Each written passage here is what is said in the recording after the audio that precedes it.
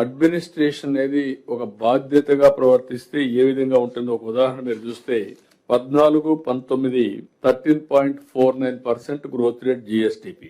అదే 19, 20, 23, 24కి 10.32, అంటే దగ్గర 3.17% డిఫరెన్స్ ఉంది 5 ఏళ్లు CAGR. దీని ఇంపాక్ట్ ఏంటి అని మీరు ఆలోచిస్తే 5 సంవత్సరాల్లో పర్ క్యాపిటా ఇన్కమ్ 14-19 13.21%, 19-24 వచ్చే కొందికి 9.18%. రెంట్కి డిఫరెన్స్ 4.03, పర్ క్యాపిటా ఇన్కమ్ వచ్చే కొందికి 4.03 డిఫరెన్స్ వస్తుంది.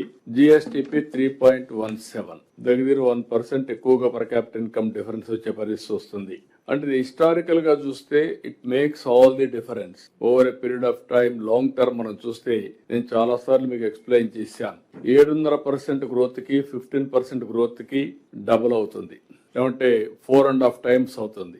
7.5% గ్రో అయితే ఎక్స్ అమౌంట్ వస్తే, అదే 15% అయితే 4.5 టైమ్స్ ఎక్కువగా over a period of time 20-25 years వచ్చే పరిస్థితి వస్తుంది.